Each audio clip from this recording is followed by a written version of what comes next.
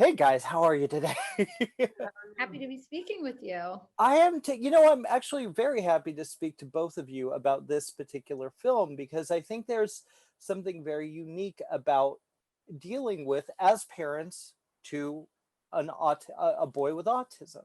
That's not that's a rare thing in horror, let alone movies in general. What was it like for you guys to kind of find the connection with the boy and finding the family unit here? Let's start with you. I guess, John, you want to start with you? Sure, yeah.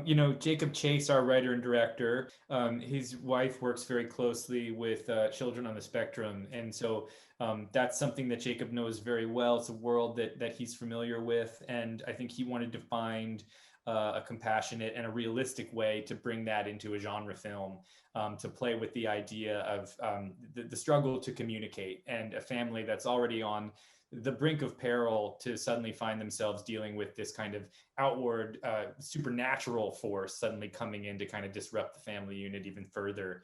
And when I read it, I thought the same thing that you did. I thought, wow, this isn't something that I think I've ever read or seen in a genre film before. I thought it was so interesting and so sensitive and delicate the way that Jacob lovingly dealt with the material.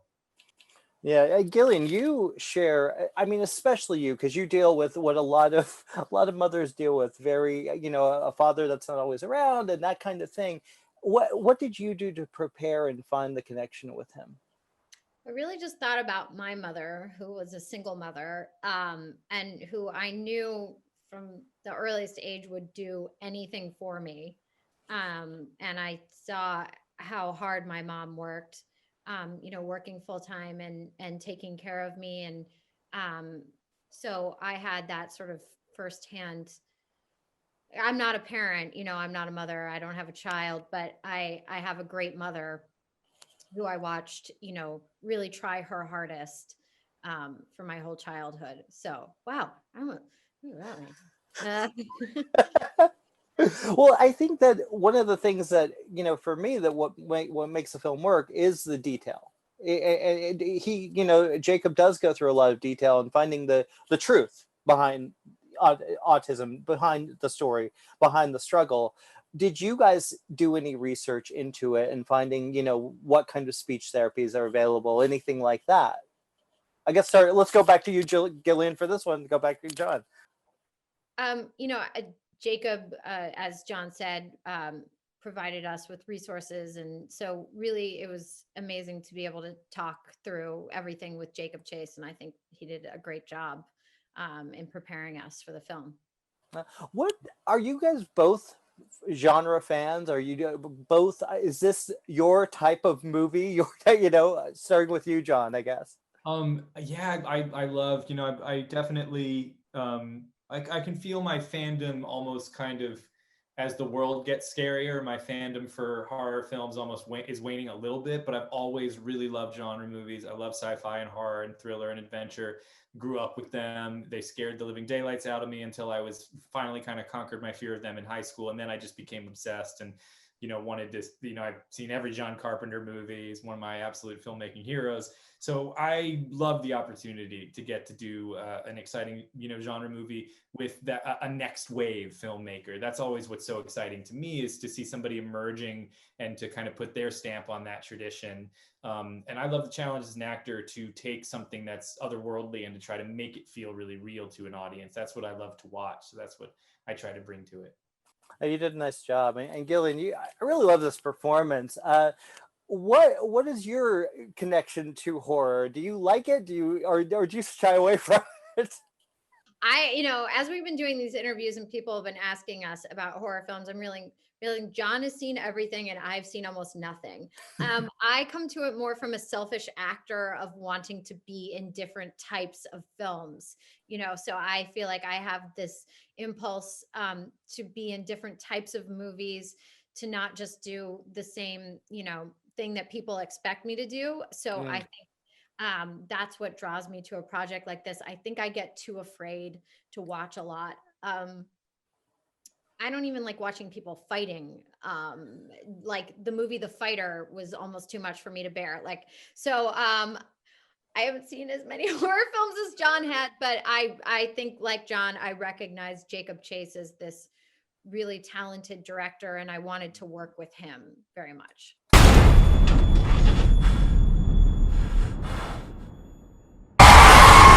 He just wants a friend.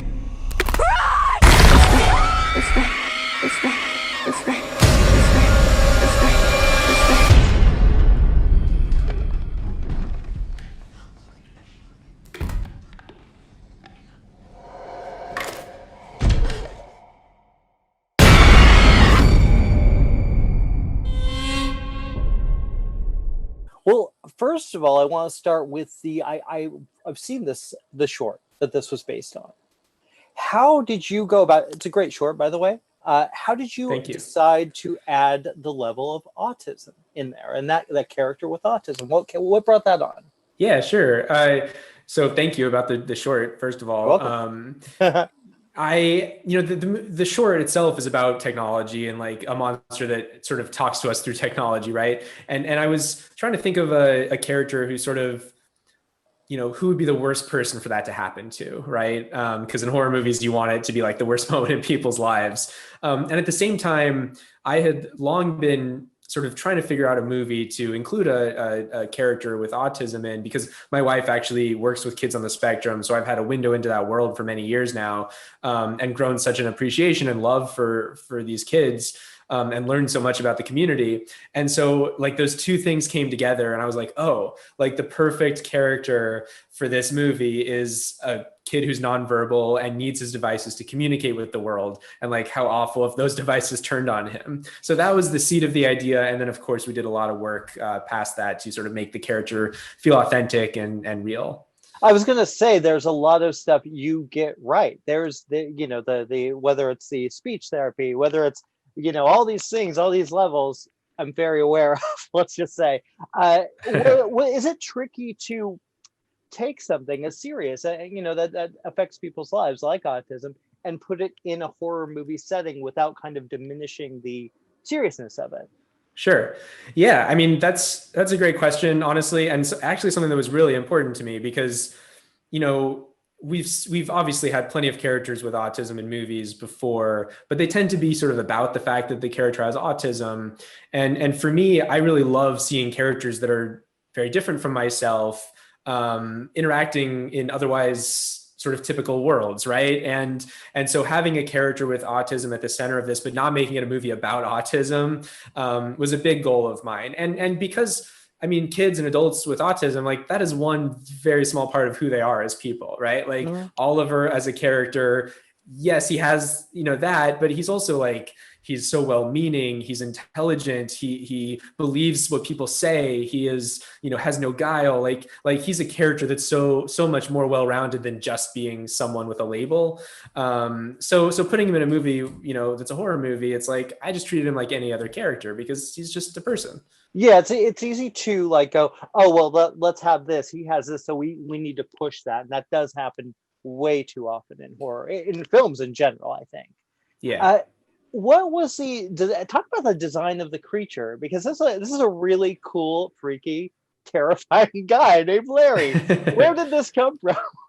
Yeah, so the true story is that I used to make this haunted house, and one of the costumes I had made for the haunted house was this big, tall creature. It was like a stilts costume, long legs, long arms. I used to get up on the stilts and scare people. But then when I made the short film, I like had that costume laying around, and I was like, let's put that in the short film. And so really it started from sort of a pretty like garage homegrown place, and then kept expanding. And then when the Jim Henson Creature Shop got involved and was making this big practical puppet with me, I kept just pushing this idea that like I wanted him to feel lonely and sort of broken, because he's broken on the outside as much as he is on the inside. So it's almost uncomfortable for him to move around. And really the puppeteers did such a great job, like taking that idea and making him move in such an interesting way. Yeah, well, I love the reaction and the idea that they're both these lonely people. That kind of, there's an interesting dynamic there, which is you play around with a lot, especially in the beginning. Yeah. Was that true? You found the right kid. How did you find him, and how did you know he was the right one? Yeah, I mean, so actually, it was Steven Spielberg that first shared with me an audition tape of Azhy. It was for another movie he was auditioning for, and he was like, "You got to look at this kid; like he'd be perfect for this movie." I mean, that audition was amazing, and we still sort of saw several hundred kids for the role, but it kept coming back to Azhy. I mean, he's so in touch with his emotions. He has so much empathy, and really like that was what I was looking for. On top of somebody, I was a child actor myself, so you know, finding somebody who had as much joy doing this as I did as a kid. You know, you never want kids to feel like they're working; like you want it to be a big fun experience. And just all of that together, like Azhy was the absolute perfect actor for this, and I can't imagine the movie with anybody else.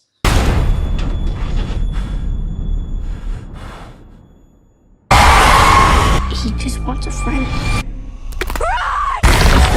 A friend. A friend. A friend.